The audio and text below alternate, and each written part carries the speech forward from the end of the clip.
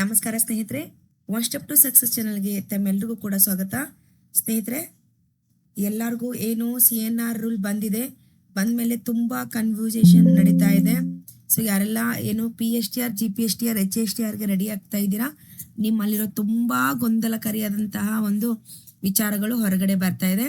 Notification ಆದಮೇಲೆ ನಾನು video ಮಾಡಬೇಕಾಗಿತ್ತು, ಆದರೆ ಮಾಡಿಲ್ಲ. ಕಾರಣ ಏನು ಅಂತ ಅಂದರೆ ತುಂಬ ವಿಚಾರಗಳು ಅಲ್ಲಿ ಗೊಂದಲಕ್ಕೆ ಒಳಗಾಗಿತ್ತು. ಹಾಗಾಗಿ ನಾನೇನೋ ಹೇಳಿದ್ರೆ ನೀವು ಅದನ್ನು ಅಕ್ಸೆಪ್ಟ್ ಕೂಡ ಮಾಡ್ಕೊಳ್ಳೋದಿಲ್ಲ. ತುಂಬ ಜನ ಕಮೆಂಟ್ ಕೂಡ ಮಾಡ್ತಾರೆ. ಹಾಗಾಗಿ ಅವರೇ ತಿಳ್ಕೊಳ್ಳಿ, ಬೇರೆ ಬೇರೆ ವಿಡಿಯೋಸ್ ನೋಡಿ ಅಂತ ನಾನು ಸುಮ್ಮನೆ ಕೂತ್ಕೊಂಡಿದ್ದೆ. ಸೊ ನಂಗೆ ಆಲ್ರೆಡಿ ಗೊತ್ತಿತ್ತು D.Ed ಅಲ್ಲಿ ಏನು ಬದಲಾವಣೆಗಳು ಆಗಿದೆ. ಅದಾದಮೇಲೆ ಏನು ಈಗ ಪೇಪರ್ 2 ಅಲ್ಲೂ ಕೂಡ ಬದಲಾವಣೆ ಇದೆ, HSTR ಕಲ್ಲೂ ಕೂಡ ಬದಲಾವಣೆ ಇದೆ. ಈ ಹಿಂದೆ ಕೂಡ ನಾನು ಇಲಾಖೆಯಿಂದ ತಂದಂಥ ಮಾಹಿತಿನ ನಿಮಗೆ ಹೇಳಿದ್ದೆ. ಸೊ GPSTR ಮಾದರಿಯಲ್ಲೇ HSTR ಕೂಡ ಆಗುತ್ತೆ ಅಂತ ಹೇಳಿದ್ವಿ ಅಲ್ವಾ. ಸೊ ಈ ವಿಡಿಯೋ ಕೂಡ ನಾನು ಮಾಡಿದ್ದೆ, ನಿಮಗೂ ಕೂಡ ಗೊತ್ತಿರುತ್ತೆ. ಸೊ ಅದೇ ಪ್ರಕಾರ ಈಗ ನಮಗೆ CNR ರೂಲ್ ಬಿಡುಗಡೆ ಆಗಿದೆ. ಸೊ ಅದ್ರ ಜೊತೆಗೆ ಸ್ನೇಹಿತರೆ, ಪೋಸ್ಟ್ಗಳು ಕೂಡ ಕಲ್ಯಾಣ ಕರ್ನಾಟಕ ಅಥವಾ ನಾನ್ ಕಲ್ಯಾಣ ಕರ್ನಾಟಕ ಎರಡಕ್ಕೂ ಕೂಡ ಎಷ್ಟು ಪೋಸ್ಟ್ಗಳಿದೆ ಅನ್ನೋದು ಕೂಡ ನಮಗೀಗ ಕ್ಲಿಯರ್ ಆಗಿರೋದು. ಸ್ನೇಹಿತರೆ, ಈಗ ಬದಲಾದ ಪರೀಕ್ಷಾ ಪದ್ಧತಿ ವಿದ್ಯಾರ್ಥಿಗಳಲ್ಲಿ ತುಂಬಾ ಗೊಂದಲಗಳನ್ನು ಏರ್ಪಡಿಸಿದೆ. ಸೊ ಫಸ್ಟ್ ನಾವು ಆರ್ಟ್ಸ್ ಬಗ್ಗೆ ಮಾತಾಡಬೇಕಾದ್ರೆ ಸ್ನೇಹಿತರೆ, ಏನು ರೂಲಲ್ಲಿದೆ, ರೂಲಲ್ಲಿರೋದು ಮಾತ್ರ ಮಾತಾಡ್ತೀನಿ, ನಾನೇನು ಬೇರೆದೇನು ಹೇಳೋದಿಲ್ಲ ಅಲ್ವಾ. ಸೊ ಈಗ ಆರ್ಟ್ಸ್ ವಿದ್ಯಾರ್ಥಿಗಳಿಗೆ 2 ಪೋಸ್ಟ್ ಬರುತ್ತೆ, ಒಂದೇ ಪೋಸ್ಟ್ ಬರುತ್ತೆ. ಅದು ಕನ್ನಡ ಅಥವಾ ಇಂಗ್ಲಿಷ್ ಬರುತ್ತೆ. ಓಕೆ, ಒಂದು ಕನ್ನಡ ಬರಬೇಕು, ಇಲ್ಲ ಇಂಗ್ಲಿಷ್ ಬರಬೇಕು. ಯಾಕಂದ್ರೆ ಇಲ್ಲಿ ಭಾಷಾ ಶಿಕ್ಷಕ ಅಂತ ಕೊಟ್ಟಿದ್ದಾನೆ. ಸೊ ಭಾಷಾ ಶಿಕ್ಷಕದಲ್ಲಿ ಒಂದು ಪ್ರಾಬ್ಲಮ್ ಏನಾಗಿದೆ ಅಂದ್ರೆ, ಕನ್ನಡ ಟೀಚರ್ ಆಗಿದ್ರೂ ಕೂಡ ನೀವು ನಿಮ್ಮ PUC ಯಲ್ಲಿ 50% ಇಂಗ್ಲಿಷಲ್ಲಿ ಅಂಕವನ್ನು ಪಡೆದಿರಬೇಕು ಅಂತಕ್ಕಂತಹ ಒಂದು ವಿಚಾರ ಆರ್ಟ್ಸ್ ವಿದ್ಯಾರ್ಥಿಗಳಲ್ಲಿ ತುಂಬಾ ಗೊಂದಲಗಳನ್ನು ಉಂಟು ಮಾಡಿದೆ. ಸೊ ನಾನು ಕನ್ನಡ ಟೀಚರ್ ಆದರೆ ನನಗೆ ಯಾಕೆ ಇಂಗ್ಲಿಷ್ 50 ಮಾರ್ಕ್ಸ್ ಬೇಕು ಅನ್ನೋದೇ ಆದರೆ ಸ್ನೇಹಿತರೆ, ಸೊ ನೀವು ಪ್ರೆಸೆಂಟ್ಲಿ ರಿಯಾಲಿಟಿ ನೋಡೋದಾದ್ರೆ ಶಿಕ್ಷಣ ಇಲಾಖೆಯಲ್ಲಿ ಹಲವಾರು ಇತ್ತೀಚೆಗೆ ಬದಲಾವಣೆ ಆಗಿರೋದು. ಆಲ್ರೆಡಿ ಗೌರ್ಮೆಂಟ್ ಟೀಚರ್ಸ್ಗೂ ಕೂಡ ಇಂಗ್ಲಿಷ್ ಟ್ರೈನಿಂಗ್ ಕೊಟ್ಟಿರೋದು ನಿಮ್ಗೆ ಗೊತ್ತಿರುತ್ತೆ. 1 to 5th ಟೆಕ್ಸ್ಟ್ ಬುಕ್ಗಳೆಲ್ಲ ಬೈಲಿಂಗ್ವಲ್ ಬಂದಿರೋದು ಕೂಡ ನಿಮ್ಮ ಗಮನಕ್ಕೆ ಬಂದಿರಬಹುದು. ಸೊ ಈ ಎಲ್ಲ ಬದಲಾವಣೆಗಳ ಕಾರಣಕ್ಕಾಗಿ ಟೀಚರ್ಸ್ ಕೂಡ ಕಂಪಲ್ಸರಿ ಇಂಗ್ಲಿಷ್ ಒಂದು ಅಧ್ಯಯನ ಮಾಡಿರಬೇಕು, ಇಂಗ್ಲಿಷ್ನ ಒಂದು ನಾಲೆಜ್ ಇರಬೇಕು ಅಂತಕ್ಕಂಥದ್ದು ಒಂದು ಇಲಾಖೆಯಿಂದ ಬರ್ತಕ್ಕಂಥ ಒಂದು ಮಾಹಿತಿ. ಸೊ ಹಾಗಾಗಿ ಏನ್ ಮಾಡಿದ್ದಾರೆ, ನೀವು ಕನ್ನಡ ಟೀಚರ್ ಇದ್ರೂ ಕೂಡ ನೀವು PUC ಯಲ್ಲಿ 50 ಅಂಕಗಳನ್ನ ಇಂಗ್ಲಿಷಲ್ಲಿ ಪಡೆದಿರಬೇಕು ಅಂತಕ್ಕಂತಹ ಒಂದು ವಿಚಾರ ಇದೆ. ಇನ್ನು ಆರ್ಟ್ಸ್ ವಿದ್ಯಾರ್ಥಿಗಳಿಗೆ ಇವಾಗ ಅವರು ಸಾಮಾನ್ಯ ಶಿಕ್ಷಕರು ಅಂತ ತಗೋತಾ ಇದ್ರು ಈ ಹಿಂದೆ. ಸೊ ಆ ಒಂದು ಹುದ್ದೆ ಕೂಡ ಏನಾಗಿದೆ, ಕ್ಯಾನ್ಸಲ್ ಆಗಿ ಓನ್ಲಿ ಮ್ಯಾಥ್ಸ್ ಆ್ಯಂಡ್ ಸೈನ್ಸ್ ಅಂತ ತಗೊಂಡಿದ್ದಾರೆ. ಸೊ ಮ್ಯಾಥ್ಸ್ ಆ್ಯಂಡ್ ಸೈನ್ಸ್ ತಗೋಬೇಕು ಅಂದರೆ ಅವರು ಸೈನ್ಸ್ ಟೀಚರ್ಸ್ ಮಾತ್ರ ಆಗಿರಬೇಕು. ಅಂದರೆ ಸೈನ್ಸ್ ವಿದ್ಯಾರ್ಥಿಗಳು PU ಅಲ್ಲಿ ಯಾರು ಎಲ್ಲ ಸೈನ್ಸ್ ಮೆಥಡ್ ಮಾಡಿದ್ದಾರೆ ಅಥವಾ ಸೈನ್ಸ್ನ ತಗೊಂಡಿದ್ದಾರೆ ಅವ್ರಿಗೆ ಮಾತ್ರ ಏನಾಗುತ್ತೆ ಅಂದರೆ ಈ ಗಣಿತ ಮತ್ತು ವಿಜ್ಞಾನದ ಶಿಕ್ಷಕರಾಗಿ ಆಯ್ಕೆ ಆಗಲು ಸಾಧ್ಯ ಇದೆ. ಹಾಗಾದರೆ ಆರ್ಟ್ಸ್ ವಿದ್ಯಾರ್ಥಿಗಳಿಗೆ ಎಲ್ಲಿ ಹೋಗಬೇಕು ಅನ್ನೋದು ಪ್ರಶ್ನೆ. ಸೊ ಏನು ಮಾಡೋಕ್ಕಾಗಲ್ಲ ಸ್ನೇಹಿತರೆ, ನಿಮಗೆ 15 ದಿನಗಳ ಕಾಲಾವಕಾಶ ಇದೆ. ಅದರಲ್ಲಿ ಇವತ್ತಿಗೆ 2 ದಿನ ಹೋಯ್ತು ಅನ್ಕೋತೀನಿ. ಸೊ ಎಲ್ಲರೂ ಕೂಡ ಏನ್ ಮಾಡಿ, ಪ್ರತಿಯೊಬ್ಬ ಆರ್ಟ್ಸ್ ವಿದ್ಯಾರ್ಥಿ ಏನ್ ಮಾಡಿ ಅಂತಂದ್ರೆ ಅಬ್ಜೆಕ್ಷನ್ ಹಾಕಿ. ಅಟ್ಲೀಸ್ಟ್ ನಾವು ಕನ್ನಡ ಆದ್ರೂ ಬರಿಬಹುದಾಗಿತ್ತು, ಅದಕ್ಕೂ ಕಲ್ಲು ಹಾಕಿದ್ದಾರೆ ಇವರು. 50 ಅಂಕಗಳನ್ನ ಪಡ್ಕೋಬೇಕು ಅಂತ ಅದಕ್ಕೂ ಕಲ್ಲು ಹಾಕಿದ್ದಾರೆ. ಸೊ ಹಾಗಾಗಿ ಏನ್ ಮಾಡಿ, ಯಾರೆಲ್ಲ ಕನ್ನಡ ಟೀಚರ್ ಆಗ್ತಿದ್ದೀರಾ ನೀವೆಲ್ಲರೂ ಕೂಡ ಒಂದು ಕನ್ನಡ ಭಾಷೆಗೆ ಇಂಗ್ಲಿಷ್ನ ಅವಶ್ಯಕತೆನೇ ಇಲ್ಲ. ಕನ್ನಡವನ್ನ ಕನ್ನಡದಲ್ಲೇ ಹೇಳಕ್ಕಾಗತ್ತೆ, ಕನ್ನಡವನ್ನ ಇಂಗ್ಲಿಷ್ ಹೇಳಕ್ಕಾಗತ್ತಾ? ಇಂಗ್ಲಿಷ್ ಅನ್ನ ಬೇಕಿದ್ರೆ ಕನ್ನಡ ವಿದ್ಯಾರ್ಥಿಗಳಿಗೆ ಟ್ರಾನ್ಸ್ಲೇಟ್ ಮಾಡಿ ಅವ್ರಿಗೆ ಅರ್ಥ ಆಗ್ಲಿ ಅಂತ ಇಂಗ್ಲಿಷ್ ಅನ್ನ ಕನ್ನಡದಲ್ಲಿ ಹೇಳ್ತೀವಿ ನಾವು, ಯಾಕಂದ್ರೆ ನಮ್ದು ಮಾತೃಭಾಷೆ ಕನ್ನಡ ಆಗಿರೋದ್ರಿಂದ. ನೀವು ಕನ್ನಡವನ್ನೇ ಹೇಗೆ ಇಂಗ್ಲಿಷ್ ಅಲ್ಲಿ ಹೇಳ್ತೀರಾ? ಸೊ ಹಾಗಾಗಿ ಆರ್ಟ್ಸ್ ವಿದ್ಯಾರ್ಥಿಗಳಿಗೆ ಇದೊಂದು ಸೂಚನೆ. ಅದಾದ್ಮೇಲೆ ನಿಮ್ಗೆಲ್ಲ ಹೇಳ್ತಾ ಹೋಗ್ತೀನಿ ನಾನು, ಯಾವ ರೀತಿ ಬರಿಬೇಕು, ಯಾವ ಟೆಕ್ಸ್ಟ್ ಬುಕ್ಸ್ ನೀವು ರೆಫರ್ ಮಾಡಬೇಕು, ಎಲ್ಲಿ ಹೋದ್ರೆ ನಿಮ್ಗೆ ಇದು ಪ್ರಾಕ್ಟೀಸ್ ಆಗುತ್ತೆ. ವೆಲ್ ಪ್ಲಾನ್, ತುಂಬಾ ಚೆನ್ನಾಗಿ ನೀಟಾಗಿ ಹೇಳ್ಕೊಡ್ತೀನಿ. Don't worry about that. Okay. So ಸ್ನೇಹಿತರೆ, ಸೊ ಯಾರೆಲ್ಲ ಕನ್ನಡ ಟೀಚರ್ ಸೆಲೆಕ್ಟ್ ಆಗ್ತಿದ್ದೀರಾ, ಇಂಗ್ಲಿಷ್ ಅನ್ನೋಂತೂ ಕಾಮನ್ ಆಗಿ ಇಂಗ್ಲಿಷ್ ಇರಲೇಬೇಕ್ರಿ. ಸೊ ಭಾಷಾ ಶಿಕ್ಷಕರಲ್ಲಿ ಬರೋದೇ 2 ಸಬ್ಜೆಕ್ಟು. ಹಿಂದಿ ಬಗ್ಗೆ ಅಂತೂ ಹಿಂದಿ ಪೋಸ್ಟ್ ಇದೆ ಅಂತ ಎಲ್ಲೂ ಮೆನ್ಷನ್ ಮಾಡಿಲ್ಲ. ಇನ್ನು ನೋಡೋಣ, ಹಾಗೇನಾದ್ರು ಬಂದ್ರೆ ಹಿಂದಿ ಬರೆಯೋರು ಹಿಂದಿ ಬರೀಬಹುದು. ಸೊ ಓವರ್ ಆಗಿ 50% ಇರಬೇಕು, ನಿಮ್ಮ ವಿಷಯದಲ್ಲಿ ನಿಮ್ಗೆ 50% ಇರಬೇಕು ಅನ್ನೋದು ಗೌರ್ಮೆಂಟ್ನ ರೂಲ್ಸ್. ಇದು ಕ್ಲಿಯರ್ ಆಗಿರ್ಲಿ, ಅದು ಯಾರೇ ಬರಲಿ. GPT ಅವರಿಗೂ ಸೇಮ್ ಅನ್ವಯ ಆಗತ್ತೆ. ಅವರು ಡಿಗ್ರಿಯಲ್ಲಿ 50% ಇರಬೇಕು, ನಿಮ್ಮ ವಿಷಯದಲ್ಲಿ 50% ಇರಬೇಕು ಅಂತ. ಸೊ ಸ್ನೇಹಿತರೆ, ಈ ಬದಲಾದ ಒಂದು ಪರೀಕ್ಷಾ ಪದ್ಧತಿಯಲ್ಲಿ ಮೇನ್ಲಿ ಏನು ಮಾಡಿದ್ದಾರೆ ಅಂತ ನಿಮ್ಗೆ ಆಲ್ರೆಡಿ ಗೊತ್ತಿದೆ. PSTR ಇರಲಿ, GPT ಇರಲಿ, HSTR ಇರಲಿ, ಎಲ್ಲವನ್ನೂ ಕೂಡ ಏನು ಮಾಡಿದ್ದಾರೆ, ಪೇಪರ್ 1, ಪೇಪರ್ 2, ಪೇಪರ್ 3 ಅಂತ 400 ಅಂಕಗಳಿಗೆ ಏನು ಮಾಡಿದ್ದಾರೆ, ಡಿವೈಡ್ ಮಾಡಿದ್ದಾರೆ. ಸೊ 150 GK ಬರುತ್ತೆ ಅಲ್ವಾ. ಸೊ 150 ಏನು ಬರುತ್ತೆ, GK ಬರುತ್ತೆ. ಒಂದು ನಿಮಿಷ, ಒಂದು ವೈಟ್ ಪೇಪರ್ನ ತಗೊಂಡು ನಿಮಗೆ ಹೇಳ್ತೀನಿ. ಸೊ ನೋಡಿ ಫ್ರೆಂಡ್ಸ್, ಈಗ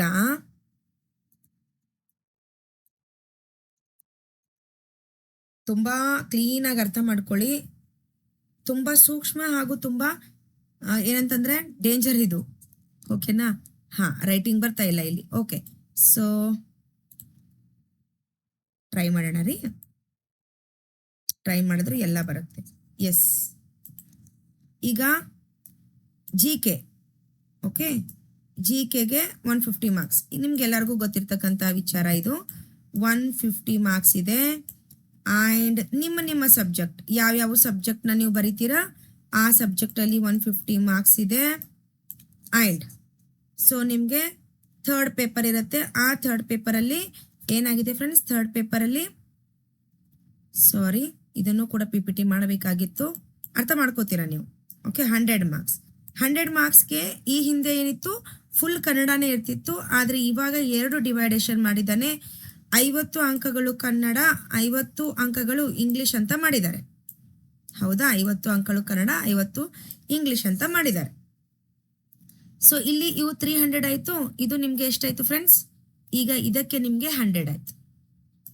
ಸೊ ಎಷ್ಟಾಯಿತು ಟೋಟಲ್ ಆಗಿ? 400 ಮಾರ್ಕ್ಸ್ಗೆ ಎಕ್ಸಾಮ್ ನಡೆಯುತ್ತೆ. ಇನ್ನೊಂದು ನಿಯಮ ಏನು ಅಂದರೆ ಫ್ರೆಂಡ್ಸ್, ಎಲ್ಲ ಒಂದು ಸಬ್ಜೆಕ್ಟಲ್ಲೂ ನೀವು 35% ಅಂಕಗಳನ್ನು ಪಡಿಬೇಕು. ಪೇಪರ್ 1 ಇರಲಿ, ಪೇಪರ್ 2 ಇರಲಿ, ಪೇಪರ್ 3 ಇರಲಿ, ಪ್ರತಿಯೊಂದು ವಿಷಯದಲ್ಲೂ ಕೂಡ ನೀವು 35 ಸರಾಸರಿ ಅಂಕಗಳನ್ನು ತೆಗಿಬೇಕು. ಇದೊಂದು ನಿಯಮ ಇದೆ. ಅದಾದಮೇಲೆ ಟೋಟಲ್ ನೀವು ಈಗ PSTR ಬರಿತಾ ಇದ್ದೀರಿ ಅಂತ ಅಂದರೆ PSTR ಟೋಟಲ್ 50 ಮಾರ್ಕ್ಸ್ ಇರಬೇಕು. ಯಾವ ಸಬ್ಜೆಕ್ಟಲ್ಲಿ ಬರಿತಿದ್ದೀರಾ ಆ ವಿಷಯದಲ್ಲೂ ಕೂಡ 50 ಮಾರ್ಕ್ಸ್ ಇರಬೇಕು. ಸೊ ಇದು ಕ್ಲಿಯರ್ ಆಯಿತು. ಸೊ ಎರಡನೇದು ಏನಂದರೆ ಸ್ನೇಹಿತರೆ, ನಿಮಗೆ GPTಗೆ ಬರ್ತೀರಾ. GPTಯಲ್ಲೂ ಸೇಮ್ ಓವರ್ ಆಲ್ 50, ನಿಮ್ಮ ಸಬ್ಜೆಕ್ಟಲ್ಲೂ 50. ಸೊ HSTR ಬಗ್ಗೆ ಆ್ಯಕ್ಚುಲಿ ಅಲ್ಲಿ ನೇಮಕಾತಿಯಲ್ಲಿ ಕೊಟ್ಟಿಲ್ಲ. ಮೇ ಬಿ ಅವ್ರು ಮಿಸ್ ಮಾಡಿರ್ಬೋದು. ಈಗ ನೋಡಿ, PSTR ಅಲ್ಲೇ ಇಷ್ಟು ರೂಲ್ಸ್ ಕೊಟ್ಟಿದ್ದಾರೆ, GPTಯಲ್ಲೇ ಇಷ್ಟು ರೂಲ್ಸ್ ಕೊಟ್ಟಿದ್ದಾರೆ ಅಂದಮೇಲೆ HSTR ಅಲ್ಲಿ ಹ್ಯಾಂಗೆ ರೂಲ್ಸ್ ಇರಲ್ಲ? ಇದ್ದೇ ಇರುತ್ತೆ. ಸೊ ಇನ್ನೊಂದ್ಸಲ ನೇಮಕಾತಿ ಏನು ಇನ್ನೊಂದ್ಸಲ ಫೈನಲ್ ಆಗಿ ಹೊರಡಿಸ್ತಾರೆ, ಅವಾಗ ಅದನ್ನು 100% ಅವ್ರು ಮೆನ್ಷನ್ ಮಾಡ್ತಾರೆ. So coming to the points, ma'am ನಾವು ಇದನ್ನೆಲ್ಲ ಎಲ್ಲಿ ನೋಡ್ಬೇಕ್ರಿ, ಹೇಗೆ ನಾವು ರೆಡಿ ಆಗಬೇಕು, ನಮಗಿದು ಅರ್ಥ ಆಗ್ತಿಲ್ಲ ಅಂದಾಗ ಸ್ನೇಹಿತರೆ, ಏನು ಓದೋದು ಗೊತ್ತಾಗ್ತಿಲ್ಲ ಅಂದಾಗ, ಸೊ ಒಂದನ್ನು ನೆನ್ಪಿಟ್ಕೊಳ್ಳಿ, 6ರಿಂದ 12ನೇ ತರಗತಿಯ ಸಬ್ಜೆಕ್ಟ್ಗಳನ್ನು ಓದ್ಕೊಳ್ಳಿ ನಿಮ್ಮ ವಿಷಯಕ್ಕೆ ಸಂಬಂಧಪಟ್ಟಂತೆ. ಸೊ ಈಗ ನಾನು ಇಂಗ್ಲೀಷ್ ಟೀಚರ್ ಇದ್ದೀನಿ ಮ್ಯಾಮ್. ಓಕೆ, 6 to 12 ಇರ್ತಕ್ಕಂಥ ಎಲ್ಲ ಇಂಗ್ಲೀಷ್ ಟೆಕ್ಸ್ಟ್ ಬುಕ್ಗಳು ನಿಮ್ಮ ಟೇಬಲ್ ಮೇಲೆ ಈಗ ಇರಬೇಕು. ಅದ್ರ ಜೊತೆಗೆ ವರ್ಕ್ ಬುಕ್, ಅದ್ರ ಜೊತೆಗೆ LPA. ಈ ಮೂರನ್ನ ಮಾಡಿದ್ರೆ ಸ್ನೇಹಿತರೆ, ನಿಮ್ಮ ಒಂದು ಯಶಸ್ಸಿಗೆ ಯಾರೂ ಕೂಡ ತಡೀಲಿಕ್ಕೆ ಸಾಧ್ಯ ಇಲ್ಲ. ಹೇಳ್ದಂಗೆ ಮಾಡ್ಬೇಕು, ಅದು ಇಂಪಾರ್ಟೆಂಟ್. ಸೊ 3 ವಿಚಾರಗಳನ್ನ ಹೇಳಿದೆ. ಏನು ಹೇಳಿದೆ ನಿಮಗೆ ನಾನು? ಒಂದು ವರ್ಕ್ ಬುಕ್, ಒಂದು LBA, ಇನ್ನೊಂದು ಗೌರ್ಮೆಂಟ್ ಟೆಕ್ಸ್ಟ್ ಬುಕ್, ಅಲ್ಲಿ ಹಿಂದೆ ಇರ್ತಕ್ಕಂತಹ grammar part, only exercises part. So ನಿಮ್ಮ ಹತ್ರ ಏನಾದರೂ ಒಳ್ಳೆ ಒಂದು ಇದು ಇದ್ರೆ ನೀವೇನು ಮಾಡಬೇಕು ಫ್ರೆಂಡ್ಸ್, ಪ್ರಿಂಟ್ಔಟ್ ತಗೊಳ್ಳಿ ಟೆಕ್ಸ್ಟ್ ಬುಕ್ದು. ಗ್ರಾಮರ್ ಪಾರ್ಟ್ ಮಾತ್ರ ತಗೊಳ್ಳಿ. ಇಲ್ಲಿ ಟೆಕ್ಸ್ಟ್ ಬುಕ್ನ ತಗೋತಾ ಕೂತ್ಕೋಬೇಡಿ, ಗ್ರಾಮರ್ ಪಾರ್ಟ್ ಮಾತ್ರ ತಗೊಳ್ಳಿ ಸ್ನೇಹಿತರೆ. ಸೊ ಗ್ರಾಮರ್ ಪಾರ್ಟ್ ಮಾತ್ರ ಎಕ್ಸರ್ಸೈಸ್ನ ತಗೊಂಡು ಏನು ಮಾಡಿ, ನೀವು ನಿಮ್ಮ ಒಂದು ಎಕ್ಸಾಮ್ನ ಪ್ರಿಪ್ರೇಷನ್ ಮಾಡಿ. ಯಾಕಂದರೆ ವರ್ಕ್ ಬುಕ್ಕೇ ನಿಮಗೆ ಈಗ ಬದಲಾದ ಪರೀಕ್ಷಾ ಪದ್ಧತಿಯಲ್ಲಿ ನಿಮ್ಮ ಕೈ ಹಿಡಿಯೋದು ವರ್ಕ್ ಬುಕ್. ಯಾಕೆ ವರ್ಕ್ ಬುಕ್ ಅಂದರೆ, ಅಲ್ಲಿ 1 ಮಾರ್ಕ್ಸಿಂದು ಕ್ವಶನ್ಸ್ ಇದೆ, 2 ಮಾರ್ಕ್ಸಿಂದು ಕ್ವಶನ್ಸ್ ಇದೆ, 3 ಮಾರ್ಕ್ಸಿಂದು ಕ್ವಶನ್ಸ್ ಇದೆ. ಪ್ರಾಕ್ಟೀಸ್ ಮಾಡ್ತಾ ಮಾಡ್ತಾ ಮಾಡ್ತಾ 6 to 12ವರೆಗೂ ಬರೋದ್ರೊಳಗೆ ನಿಮ್ಮ ಹತ್ರ ಆ ಕೆಪಾಸಿಟಿ ಬಂದಿರುತ್ತೆ. ಅವರು ಏನಾದರೂ ಕ್ವಶನ್ ಕೇಳಿ, 3 ಮಾರ್ಕ್ಸಿಂದಾದರೂ ಕೇಳಿ, 4 ಮಾರ್ಕ್ಸಿಂದಾದರೂ ಕೇಳಿ, 5 ಮಾರ್ಕ್ಸಿಂದಾದರೂ ಕೇಳಿ, 10 ಮಾರ್ಕ್ಸಿಂದಾದರೂ ಕೇಳಿ. ಯಾಕಂದರೆ LBA ಕ್ವಶನ್ಸ್ ಆನ್ಸರ್ಸು ಮತ್ತು ವರ್ಕ್ ಬುಕ್ಕು ಇವೆರಡೂ ಕೂಡ ನಿಮ್ಮ ಕೈ ಹಿಡಿಯುತ್ತೆ. ಈಗ ನೋಡ್ರಿ, ಬದಲಾದ ಪರೀಕ್ಷಾ ಪದ್ಧತಿಯಲ್ಲಿ ನಿಮಗೆ ಪೇಪರ್ 2, ಪೇಪರ್ 3ಯಲ್ಲಿ ಡಿಸ್ಕ್ರಿಪ್ಟಿವ್ ಇದೆ. ಸೊ ಡಿಸ್ಕ್ರಿಪ್ಟಿವ್ ಎಲ್ಲಿಂದ ಪ್ರಾಕ್ಟೀಸ್ ಮಾಡ್ತೀರಾ? ನಿಮ್ಗೆ ಯಾರು ಕ್ವಶನ್ ತಗೊಡ್ತಾರೆ ಈಗ ಅಲ್ವಾ? ಸೊ ಈ ಗೌರ್ಮೆಂಟ್ ಕೂಡ ಅದೇ ಮಾಡ್ತಾರೆ. ಅವರು ಕೂಡ ಅಲ್ಲಿಂದನೇ ತೆಗಿತಾರೆ. 99% ಅಲ್ಲಿಂದ ತೆಗಿತಾರೆ ಸ್ನೇಹಿತರೆ. ಸೊ 1% ನಾನು ಹೇಳಲ್ಲ, 99% ತೆಗೆದೇ ಗೌರ್ಮೆಂಟ್ ಟೆಕ್ಸ್ಟ್ ಬುಕ್ಕಿಂದ.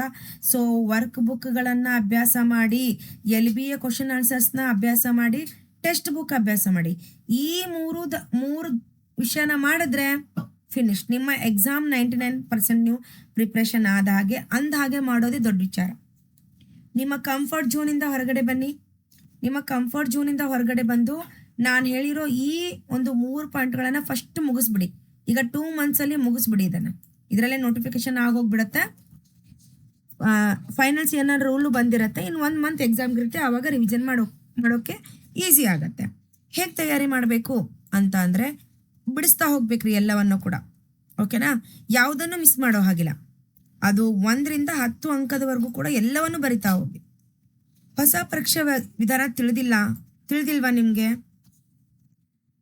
ಎಲ್ಲದಕ್ಕೂ ಸೇಮ್ ಇದೆ. ಈಗಂತೂ ಎಲ್ಲದಕ್ಕೂ ಸೇಮ್. PSTR ಇರಲಿ, GPT ಇರಲಿ, HSTR ಇರಲಿ, 3 ಸಬ್ಜೆಕ್ಟು ಸೇಮ್ ಇರುತ್ತೆ. ಅಂದರೆ 3 ಪತ್ರಿಕೆಗಳು ಸೇಮ್ ಇದೆ. ಕೇಳುವ ಲೆವೆಲ್ಲು ಹೆಚ್ಚು ಕಮ್ಮಿ ಆಗಬಹುದು. PSTR ಸ್ವಲ್ಪ ಕಡಿಮೆ ಇದ್ರೆ, GPTಯಲ್ಲಿ ಸ್ವಲ್ಪ ಮೀಡಿಯಂ ಇದ್ರೆ, ಹೈಸ್ಕೂಲಲ್ಲಿ ಹೈ ಲೆವೆಲ್ ಕೇಳ್ಬೋದು ಅಷ್ಟೇ. ಓಕೆನಾ? ಸೊ ಸಮಯ ನಿರ್ವಹಣೆ ಆಗ್ತಾ ಇಲ್ಲ ಅನ್ನೋರು, ನಾನು ಆಲ್ರೆಡಿ ಟೀಚರ್ ಜಾಬ್ ಮಾಡ್ತಾ ಇದ್ದೀನಿ ಮೇಡಮ್, ಹೆಂಗೆ ನಾನು ಇದನ್ನು ಮಾಡಲಿ ಅಂತ ಅಂದರೆ, ಸ್ಕೂಲ್ಗೆ ಹೋಗೋಕ್ಕಿಂತ ಮುಂಚೆ, ಅಂದರೆ ನೀವು ಮಕ್ಕಳು ಎಲ್ಲ ಎದ್ದು ನೀವು ಹೋಗೋದಕ್ಕಿಂತ ಮುಂಚೆ 3 ಗಂಟೆಗೆ ಎದ್ದು 6 ಗಂಟೆವರೆಗೂ ಪ್ರಿಪ್ರೇಷನ್ ಮಾಡಿ. ಎಲ್ಲರೂ ಮಲಗಿದ ಮೇಲೆ ಒಂದು 10 ಗಂಟೆಗೆ ಮಲ್ಕೋತಾರೆ ಅಂದರೆ ನೀವು 1 ಗಂಟೆಗೆ ಮಲಗಿ. ಹಾಗಾದರೆ ಮೇಡಮ್ ನಮ್ಗೆ ನಿದ್ದೆ ಎಲ್ಲಿಂದ ಆಗುತ್ತೆ ಅಂತ ಕೇಳ್ಬೋದು. ನಿಮ್ಮ ಅನುಕೂಲಕ್ಕೆ ತಕ್ಕ ಹಾಗೆ ನೀವು ಏನು ಮಾಡಬೇಕು, ಮ್ಯಾಕ್ಸಿಮಮ್ 5 hours ಆದರೂ ಓದಲೇಬೇಕು. ನೀವು ನೋಡ್ಕೊಳ್ಳಿ ನಿಮ್ಮ ಸಮಯ ಯಾವಾಗ ಸಿಗುತ್ತೆ ಅಂತ ನೋಡ್ಕೊಂಡು ಮಾಡಿ. ದಿ ಬೆಸ್ಟ್ ಅಂದರೆ ಜಾಬ್ ಬಿಟ್ಟು ಓದೋದು ಬೆಸ್ಟ್. ಯಾಕಂತಂದರೆ ಸ್ನೇಹಿತರೆ, ಬರವಣಿಗೆ ಅಷ್ಟು ಈಸಿ ಅಲ್ಲ. ಇದು ಒಂದು KS ಲೆವೆಲೇ ಹೋಗ್ಬಿಡುತ್ತೆ ನಮ್ಮ ಎಕ್ಸಾಮು. GPT, PSTR, HSTR ಒಂದು KS ಲೆವೆಲ್ಗೆ ಒಯ್ದುಬಿಟ್ಟಿದ್ದಾರೆ. ಇದನ್ನು ಇರಲಿ. ಸೊ ಅವರು ಒಂದು ಕ್ವಾಲಿಟಿ ಟೀಚರ್ಸ್ನ ಬಯಸ್ತಾ ಇದ್ದಾರೆ, ಅದರಲ್ಲಿ ಏನು ತಪ್ಪಿಲ್ಲ. ಆತ್ಮವಿಶ್ವಾಸದ ಕೊರತೆ ಆಗ್ತಿದೆಯಾ? ಇಷ್ಟು ಮಾಡಿ ಫ್ರೆಂಡ್ಸ್, ನೀವು ನಿಮ್ಮ ಆತ್ಮವಿಶ್ವಾಸ ಹೆಂಗಿರುತ್ತೆ ನೋಡಿ. ಇಷ್ಟು ಮಾಡಿಬಿಟ್ಟು ಓಲ್ಡ್ ಕ್ವಶನ್ ಪೇಪರ್ಸ್ನ ಒಂದು ಇಟ್ಕೊಂಡ್ಬಿಡಿ, ಸಿಲೆಬಸ್ ಒಂದು ಇಟ್ಕೊಂಡು. ಈ 5 ಮಾಡಿದ್ರೆ ನಿಮ್ಮನ್ನು ತಡೆಯೋರು ಯಾರು ಇಲ್ಲ ರೀ ಪೋಸ್ಟ್ ತೊಗೊಳ್ಳಿಕ್ಕೆ. ಆವಾಗ ನಿಮ್ಮ ಕಾನ್ಫಿಡೆಂಟ್ ಆಟೋಮೆಟಿಕ್ ಆಗಿ ಬರತ್ತಾ? ಓಕೆನಾ? ಸೊ ನೋಡಿ, ಹೊಸ ಪರೀಕ್ಷೆ ಸಂಪೂರ್ಣ ಅರಿತುಕೊಳ್ಳಿ. ನೀವೊಂದು ಸಿಲೆಬಸ್ ಕಾಪಿ ಇಟ್ಕೊಳ್ಳಿ, ಓಲ್ಡ್ ಕ್ವಶನ್ ಪೇಪರ್ ಇಟ್ಕೊಳ್ಳಿ. ಇದಕ್ಕೆ ಏನು ರೆಫರ್ ಮಾಡಿ ಅಂದರೆ GPT ಪೇಪರ್ಸ್ ಮಾತ್ರ ರೆಫರ್ ಮಾಡಿ. ಯಾವುದಕ್ಕೆ? ಡಿಸ್ಕ್ರಿಪ್ಟಿವ್ ಅಂದರೆ ಬರೆಯೋ ಒಂದು ಸಬ್ಜೆಕ್ಟ್ಗೆ. ಸೈನ್ಸ್ನವರು GPT ಸೈನ್ಸ್ನ ನೋಡ್ಕೊಳ್ಳಿ. ನೀವು PSTR ಆದರೂ ಆಗಿರಿ, ನೀವು HSTR ಆದರೂ ಆಗಿರಿ. ಸದ್ಯಕ್ಕೆ ನಮ್ಮ ಕಣ್ಣೆದುರುಗಡೆ ಯಾವುದಿದೆ? ಡಿಸ್ಕ್ರಿಪ್ಟಿವ್ GPT ಇದೆ. ಸೊ GPT ಪೇಪರ್ಗಳನ್ನು ತೆಗೆದಿಟ್ಕೊಳ್ಳಿ. 2022, 2019, 17, 15 ಮೇ ಬಿ. ಸೊ ಈ 4 ವರ್ಷದ ಪೇಪರ್ 2ನ ತೆಗೆದಿಟ್ಕೊಳ್ಳಿ. ನಿಮಗೆ ಆ ಒಂದು ಪ್ಯಾಟರ್ನ್ ಅರ್ಥ ಆಗ್ಬಿಡತ್ತೆ ಸ್ನೇಹಿತರೆ. 4 ವರ್ಷದ್ದು ನಿಮ್ಮ ವಿಷಯಕ್ಕೆ ಸಂಬಂಧಪಟ್ಟಂತ ನೋಡ್ರಿ, ಎಲ್ಲರೂ ನೋಡ್ರಿ. PSTR ಇದ್ದವರು ನೋಡ್ಕೊಳ್ಳಿ, HSTR ಇದ್ದವರು ನೋಡ್ಕೊಳ್ಳಿ, GPT ಅವರಂತೂ ನೋಡ್ಕೋತಾರೆ ಅವರು. That is the common things. So ನೀವು ಎಲ್ಲರೂ ಕೂಡಿ ಈಗ ನಿಮ್ಮ ಕಣ್ಣೆದುರು ಇನ್ನು ಇಲಾಖೆಯಿಂದ ಮಾಡೆಲ್ ಕ್ವಶನ್ ಪೇಪರ್ ಆಗಲಿ, ಸಿಲೆಬಸ್ ಆಗಲಿ ಬರೋವರೆಗೂ ಸದ್ಯಕ್ಕೆ ನಿಮ್ಮ ಕಣ್ಣೆದುರುಗಡೆ ಇರೋದು GPT ಪೇಪರ್. ಸೊ GPT ಪೇಪರ್ನ ತಗೊಳ್ಳಿ, ಅದನ್ನು ಅನಲೈಸ್ ಮಾಡಿ. ಅಂದರೆ 2 ಮಾರ್ಕ್ಸಿಗೆ ಎಷ್ಟು ಕೇಳಿದ್ದಾರೆ, 3 ಮಾರ್ಕ್ಸಿಗೆ ಎಷ್ಟು ಕೇಳಿದ್ದಾರೆ, 5 ಮಾರ್ಕ್ಸಿಗೆ ಏನು ಕೇಳಿದ್ದಾರೆ ಅನ್ನೋದನ್ನು ಕರೆಕ್ಟಾಗಿ ಅಂಡರ್ಸ್ಟ್ಯಾಂಡ್ ಮಾಡ್ಕೊಳ್ಳಿ. ಕ್ವಶನ್ ಪ್ಯಾಟರ್ನ್ನ ಅಂಡರ್ಸ್ಟ್ಯಾಂಡ್ ಮಾಡ್ಕೊಳ್ಳಿ. ಸಿಲೆಬಸ್ ಪ್ರಕಾರ ಅಧ್ಯಯನ ಮಾಡ್ತಾ ಹೋಗಿ ಸ್ನೇಹಿತರೆ. ಸೊ ಒಂದು ಚಾಪ್ಟರ್ ನೋಡಿ, ಆ ಚಾಪ್ಟರಲ್ಲಿ ಏನು ಕ್ವಶನ್ ಆಗಿದೆ, ಎಷ್ಟು ಮಾರ್ಕ್ಸಿನ ಕ್ವಶನ್ ಕೇಳಿದ್ದಾರೆ ಅನ್ನೋದನ್ನು ಕ್ಲಿಯರ್ ಮಾಡ್ಕೊಳ್ಳಿ. ಓಕೆನಾ? ಸೊ ಪ್ರಮುಖ ಟಾಪಿಕ್ಗಳನ್ನು ಫಸ್ಟ್ ಮುಗಿಸ್ಬಿಡಿ. ತುಂಬ ಹಾರ್ಡ್ ಫಸ್ಟ್ ಮುಗಿಸಿ. ಯಾಕಂದರೆ ಕಂಫರ್ಟ್ ಝೋನಿಗೆ ಹೋಗ್ತೀರಾ ನೀವು. ಈಸಿ ಇರೋದನ್ನು ಓದ್ತಾ ಹೋಗ್ತೀರಾ, ಹಾರ್ಡ್ ಆಗೋದು ಅಲ್ಲೇ ಉಳಿದ್ಬಿಡತ್ತೆ ಅದು. ಯಾಕಂದರೆ ಓದ್ಲಿಕ್ಕೆ ಹೋದಾಗ ಏನಾಗುತ್ತೆ, ನಿಮಗೆ ಬೋರ್ ಆಗುತ್ತೆ, ಅರ್ಥ ಆಗಲ್ಲ. ಅರ್ಥ ಆಗದೆ ಇದ್ದಾಗ ಟೆನ್ಷನ್ ಆಗುತ್ತೆ. ಟೆನ್ಷನ್ ಆದಾಗ ಏನಾಗ್ತೀರಾ, ಆ ಸಬ್ಜೆಕ್ಟಿಂದ ಹೊರಗಡೆ ಬರ್ತೀರಾ. ಹಾಗಾಗಿ ಏನು ಮಾಡಿ, ಫಸ್ಟು ಈ ಟಾಪಿಕ್ನೇ ತಗೊಳ್ಳಿ. ಸೊ ಮೇಡಮ್ ಎಕ್ಸಾಮ್ ಮೇಲೇ ನಮಗೆ ಜಿಗುಪ್ಸೆ ಬಂದ್ಬಿಡುತ್ತೆ ರೀ ಅಂತ ಅನ್ನೋರು, ಸೊ ನಿಮ್ಗೆ ಯಾವುದು ಈಸಿ ಅನಿಸುತ್ತೆ ಫಸ್ಟ್ 2 ಚಾಪ್ಟರ್ ತೊಗೊಂಡು ಆಮೇಲೆ ಬೇಕಿದ್ರೆ ಇದನ್ನು ತೊಗೋಬೋದು. ನಿಮ್ಮ ಕೆಪಾಸಿಟಿ ನೋಡ್ಕೊಂಡು ಸ್ಟಾರ್ಟ್ ಮಾಡಿರಿ. ಹಿಂದಿನ ಪ್ರಶ್ನೆ ಪತ್ರಿಕೆಗಳನ್ನು ನೋಡ್ಕೊಳ್ಳಿ, ಸಮಯ ಯೋಜನೆ ಮಾಡಿ, ನಿಯಮಿತವಾಗಿ ಓದ್ತಾ ಹೋಗಿ. ಕಂಟಿನ್ಯೂಸ್ ಸ್ಟಡಿ ಇರಬೇಕು. ಈ 3 ತಿಂಗಳು ನೀವು ಹೆಂಗಿರ್ಬೇಕಂದ್ರೆ ಋಷಿಮುನಿಗತನ, ಊಟ, ನಿದ್ದೆ ಎಲ್ಲವನ್ನೂ ತ್ಯಾಗ ಮಾಡಬೇಕು. ಎಲ್ಲವನ್ನು ತ್ಯಾಗ ಮಾಡಿದಾಗ ಮಾತ್ರ ನಿಮಗೆ ಇದರಿಂದ ಸಾಧ್ಯ ಇದೆ. ಹೌದಾ? ಸಮಯವನ್ನು ನೀವು ಇದಕ್ಕೆ ಕೊಡಲೇಬೇಕು. ಫಸ್ಟ್ ಪ್ರಿಪ್ರೇಷನ್ ಇರಬೇಕು ರೀ. ಈಗ ನಿಮ್ಮ ದಿನಚರಿಯಲ್ಲಿ ಫಸ್ಟ್ ಪ್ರಿಪ್ರೇಷನ್ನೇ ಏನಾಗಿರಬೇಕು, ನಿಮ್ಮ ಎಕ್ಸಾಮ್ನ ಪ್ರಿಪ್ರೇಷನ್ ಆಗಿರಬೇಕು. ಸೊ ನೀವೇನು ಮಾಡಿ, ವರ್ಕ್ ಬುಕ್ಗಳನ್ನು ಮಾಡ್ತಾ ಹೋದಂಗೆ ಅಲ್ಲಿ ನೀವೇನು ಮಾಡ್ತೀರಾ, ಕ್ವಶನ್ ಕೊಟ್ಟಿರ್ತಾರೆ, ಆನ್ಸರ್ ಮಾಡ್ತಾ ಹೋಗ್ತೀರಾ. ಅಲ್ಲಿ ಆಲ್ರೆಡಿ ಆಟೋಮೆಟಿಕ್ ಆಗಿ ನಿಮ್ಮ ಸ್ವಯಂ ಪರೀಕ್ಷೆ ಆಗುತ್ತೆ. ಎಲ್ಲಿ ತಪ್ಪು ಮಾಡ್ತಾ ಇದ್ದೀರಾ ಅನ್ನೋದನ್ನು ನೋಡಿಕೊಂಡು ಅದನ್ನೇ ಜಾಸ್ತಿ ಪ್ರಾಕ್ಟೀಸ್ ಮಾಡ್ತಾ ಹೋಗಿ. ನೀವು ಯಾವ ಸಬ್ಜೆಕ್ಟಲ್ಲಿ ವೀಕ್ ಇದ್ದೀರಾ ಅದೇ ಸಬ್ಜೆಕ್ಟಲ್ಲಿ ವರ್ಕ್ ಮಾಡ್ತಾ ಹೋಗಿ. ಸ್ವಲ್ಪ ಈಸಿ ಇರೋದನ್ನು ಬಿಟ್ಬಿಡಿ, ಓಕೆನಾ. ಬಿಟ್ಬಿಡಿ ಅನ್ನೋದಕ್ಕಿಂತ ಪ್ರಿಯಾರಿಟಿ ಕಡಿಮೆ ಕೊಡಿ. ಪ್ರಿಯಾರಿಟಿ ಏನು ಮಾಡಿ, ಕಡಿಮೆ ಕೊಡಿ. ಅದಾದಮೇಲೆ ಆತ್ಮವಿಶ್ವಾಸ ಇಟ್ಟುಕೊಂಡು ಮುಂದುವರಿರಿ. ನಾನು ಆಗಲ್ಲ ಅನ್ಬೇಡಿ ಯಾರು ಕೂಡ. ಸ್ನೇಹಿತರೆ, 10 ವರ್ಷದಿಂದ ಕಾಯ್ತಾ ಇದ್ದೀವಿ PSTR ಮತ್ತು HSTRಗೆ. ಈ 10 ಇಯರ್ಸು ನಾವು ಎಷ್ಟು ಸಮಯ ವ್ಯರ್ಥ ಮಾಡಿದೀವ್ರಿ. ತುಂಬ ನಮ್ಮ ಫ್ಯಾಮಿಲಿಗೆ ಕೊಡಬೇಕಾದ ಸಮಯವನ್ನು ನಾವು ಎಕ್ಸಾಮ್ಗೆ ಕೊಟ್ಟಿದ್ದೀವಿ. ನಮ್ಮ ಮಕ್ಕಳಿಗೆ ಕೊಡಬೇಕಾದ ಸಮಯವನ್ನು ಕೂಡ ಇಲ್ಲೇ ಹಾಳು ಮಾಡಿದ್ದೀವಿ. 10 ವರ್ಷ ಎಷ್ಟು ಪೇಷನ್ಸ್ನ ಕೊಟ್ಟು ನಾವು ಈ ಎಕ್ಸಾಮ್ಗೋಸ್ಕರ ವೇಟ್ ಮಾಡಿದ್ದೀವಿ. ಅಂದಮೇಲೆ ಬಿಟ್ಟಾಗ ಈಗ ನೇಮಕಾತಿ ಬಿಟ್ಟಿದ್ದಾರೆ, ನೋಟಿಫಿಕೇಶನ್ ಆಲ್ಮೋಸ್ಟ್ ನಮಗೆ ಎಲ್ಲ ಪ್ಯಾಟರ್ನ್ ಆಗಿರ್ಬೋದು ಎಲ್ಲ ತಿಳಿದಿದೆ. ಸೊ ಈ ಸಮಯನ ಕೊನೆಯದಾಗಿ 100% ಕೊಟ್ಬಿಡಿ. ಇನ್ನು ಮುಂದೆ ನೀವು ಸಮಯ ಕೊಡೋದೇ ಹತ್ತೋದಿಲ್ಲ. ಹಾಗಾಗಿ ಸ್ನೇಹಿತರೆ, ಸೊ ನೀವು ಕಾನ್ಫಿಡೆಂಟ್ ಇರಿ. ಎಕ್ಸಾಮ್ ಬದಲಾವಣೆ ಆಯಿತು, ಏನು ಮಾಡೋದು ಹೆಂಗೆ ಮಾಡೋದು ಅಂತ ತಲೆ ಕೆಡಿಸ್ಕೋಬೇಡಿ, ಓಕೆನಾ. ಯೋಜಿತ ಅಧ್ಯಯನವೇ ಯಶಸ್ಸಿನ ಗುಟ್ಟು, ಗೊಂದಲ ಬಿಡಿ, ಗುರಿ ಸಾಧಿಸಿ ಅಂತ ಹೇಳ್ತಾ ಇದ್ದೀನಿ ನಾನು. ಸೊ ನಿಮ್ದು ಒಂದು study planning, nice study planning ಮಾಡ್ಕೊಳ್ಳಿ ಸ್ನೇಹಿತರೆ. ಸೊ ಯಾರು ಕೂಡ ಏನಂತಂದರೆ ಡಿಸ್ಟರ್ಬ್ ಆಗಬೇಡಿ, ಓಕೆನಾ. ನೋಡಿ, ನಾನಿದು ChatGPT ಕೊಟ್ಟಿದ್ದೆ, ಈ ಒಂದು ಥರ PPT ಮಾಡಿಕೊಡಿ ಅಂತ. ನೋಡಿ ಹೆಂಗೆ ಮಾಡಿಕೊಟ್ಟಿದ್ದೆ, ಅದು ಈ ಥರ ಆಗ್ಬೇಡಿ ನೀವು ChatGPT ಥರ. ಓಕೆ, ಏನು ಮಾಡಿದೆ ಈಗ ಇದು ನೋಡಿ.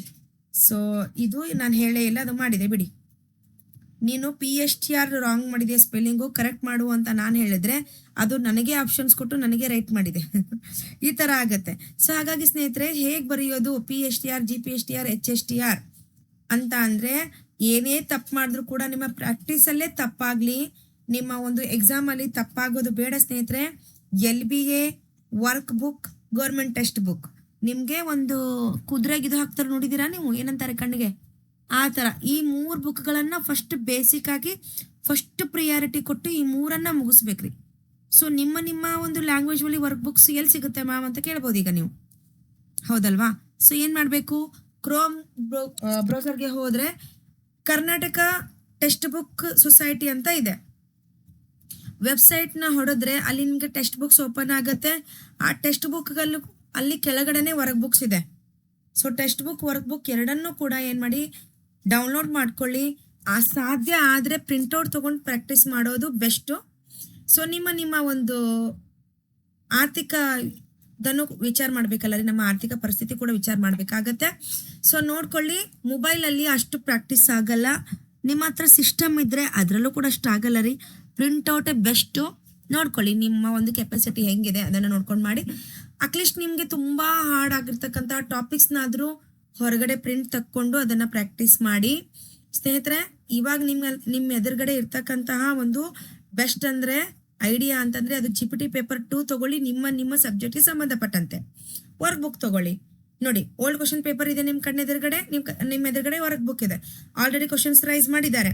ಸೊ ನೀವು ಆನ್ಸರ್ ಮಾಡ್ತಾ ಹೋಗಿ ಅಷ್ಟೇ. ಇವಾಗ ನೀವು ಇಷ್ಟನ್ನೇ ಮಾತ್ರ ತಲೆ ಕೆಡಿಸ್ಕೊಳ್ಬೇಕಾಗತ್ತೆ. ಹಾಗಾಗಿ ಸ್ನೇಹಿತರೆ, ಸೊ ಏನೇ ಬದಲಾವಣೆ ಆಗಲಿ, ಅವರು MCQ ಆದರೂ ಕೇಳಿ, ಅವರು ರೈಟಿಂಗ್ ಆದರೂ ಕೇಳಿ, ಅಥವಾ ಅವರು essay ರೂಪದಲ್ಲಾದರೂ ಕೇಳಿ, ನಾವು ಮಾತ್ರ ನಮ್ಮ ವಿಷಯದಲ್ಲಿ ನಾವು ಮಾಸ್ಟರ್ ಆಗಿರಲೇಬೇಕಾಗತ್ತೆ. ಹಾಗಾಗಿ ಸ್ನೇಹಿತರೆ, ಯಾರೂ ಕೂಡ ಎದೆಗುಂದದೆ, ನಂಗೆ ತುಂಬ ಜನ ಫ್ರೆಂಡ್ಸ್ ಕಾಲ್ ಮಾಡಿದ್ದಾರೆ, ತುಂಬ ಹರ್ಟ್ ಮಾಡ್ಕೊಂಡಿದ್ದಾರೆ ರೀ. ಅವರು ಕನ್ನಡ ಪೇಪರ್ ಆದರೂ ಬರಿಬೇಕಾಗಿತ್ತು ನಾವು. ಸೊ ಒಂದು ಸಮಯದಲ್ಲಿ ಹೆಂಗಿತ್ತು ಅಂದರೆ, ಇಂಗ್ಲೀಷ್ ನಾವು ಪಾಸ್ ಆದರೆ ಮುಗೀತು ಅನ್ನೋ ಥರ ಇತ್ತು. ಈಗಿನ ಥರ 99% ತಗೋಬೇಕು ಅನ್ನೋದೇನು ಇರಲಿಲ್ಲ. ಸೊ ಅವಾಗ ಏನು ಮಾಡ್ತಿದ್ರು, ಜಸ್ಟ್ 35 ತೊಗೊಂಡು ಪಾಸ್ ಆದವ್ರು ಇದ್ದಾರೆ. ಮ್ಯಾಕ್ಸಿಮಮ್ ಅಮ್ಮಮ್ಮ ಅಂದರೆ 47, 49 ತನಕ ಮಾಡಿದ್ದಾರೆ. 50 ತಗೊಳ್ದೇ ಈ ಎಕ್ಸಾಮಲ್ಲಿ ತುಂಬ ಜನ ಹೊರಗಡೆ ಬಂದ್ಬಿಟ್ರಿ ಈಗ, ಕನ್ನಡ ವಿಷಯಕ್ಕೆ ಸಂಬಂಧಪಟ್ಟಂತೆ ಕೂಡ ಸ್ನೇಹಿತರೆ. ಸೊ ಹಾಗಾಗಿ ನಾನು ನಿಮ್ಗೇನು ಹೇಳ್ತೀನಿ ಅಂತ ಅಂದರೆ, ತುಂಬ ಜನ ಈ 50 ಮಾರ್ಕ್ಸಿಂದ ಹೊರಗಡೆ ಬಂದಿರೋದ್ರಿಂದ ಯಾರಿಗೆಲ್ಲ ಆಲ್ರೆಡಿ 50 ಮಾರ್ಕ್ಸ್ ಇದೆ ಅಲ್ವಾ, ಅವರಿಗೊಂದು ಬೆನಿಫಿಟ್ ಇದೆ. ಇದು ಒಂದು ನಿಮ್ಗೊಂದು ಸುವರ್ಣ ಅವಕಾಶ ಇದೆ. ಸೊ ಈ ಅವಕಾಶನ ಮಿಸ್ ಮಾಡ್ಕೋಬೇಡಿ. ನಿಮ್ಮ ಒಂದು ಪ್ರಿಪರೇಷನ್ ನಾನು ಹೇಳಿರೋ ಹಾಗೆ 5 ವಿಷಯಗಳನ್ನು ನೆನ್ಪಿಟ್ಕೋಬೇಕು. ಒಂದು text book, work book, LBA question answers, old question paper, syllabus. ಈ 5 ವಿಚಾರಗಳನ್ನು ತೆಗೆದಿಟ್ಕೊಂಡ್ರೆ ನಿಮ್ಮ ಪ್ರಿಪರೇಷನ್ ಆಲ್ಮೋಸ್ಟ್ ಕ್ಲಿಯರ್ ಆಗುತ್ತೆ. ಸೊ ನೀವು ಕಂಪ್ಯೂಟರ್ಗೆ ಒಂದು ಬೆಸ್ಟ್ ಒಂದು ವಿಡಿಯೋನ ಚೂಸ್ ಮಾಡಿಕೊಂಡು ಯೂಟ್ಯೂಬಲ್ಲಿ ನೋಡ್ಕೊತಾ ಹೋಗಿ. ಮತ್ತು ಮಾನಸಿಕ ಸಾಮರ್ಥ್ಯ ಕೂಡ. ಸೊ ನಿಮಗೆ ಜಿ ಕೆ ಸಂಬಂಧಪಟ್ಟಂತೆ ಮತ್ತೆ ಹೇಳ್ತೀನಿ. ಇದು ಓನ್ಲಿ ನಿಮ್ಮ ಪೇಪರ್ 2 ದವರಿಗೆ ಮಾತ್ರ ಹೇಳಕ್ಕೆ ಇಷ್ಟಪಡ್ತೀನಿ. ಡಿಸ್ಕ್ರಿಪ್ಟಿವ್ ಬಗ್ಗೆ ಹೇಳ್ತಾ ಇದ್ದೀನಿ. ಜಿ ಕೆ ಹೆಂಗೆ ಪ್ರಿಪ್ರೇಷನ್ ಆಗಬೇಕು ಅನ್ನೋದ್ರ ಬಗ್ಗೆ ಮತ್ತೆ ನನ್ನ ಜೊತೆ ಮಾತಾಡ್ತೀನಿ ಸ್ನೇಹಿತರೆ. ಇದು ಇವತ್ತಿನ ತರಗತಿ ಆಗಿತ್ತು. ನಿಮ್ಗೆ ಏನಾದರೂ ಡೌಟ್ ಇದ್ದರೆ ಕಮೆಂಟ್ ಮೂಲಕ ತಿಳಿಸಿ, ನಾನು ಅದನ್ನು ಕ್ಲಿಯರ್ ಮಾಡಲಿಕ್ಕೆ ಇಷ್ಟಪಡ್ತೀನಿ. Thank you so much watching this video. ಯಾರೆಲ್ಲ ಪ್ರಿಪ್ರೇಷನ್ ಆಗ್ತಿದ್ದಾರೆ ಅವರಿಗೆಲ್ಲ ಈ ವಿಡಿಯೋನ ಸೆಂಡ್ ಮಾಡಿ. Thank you so much watching this video.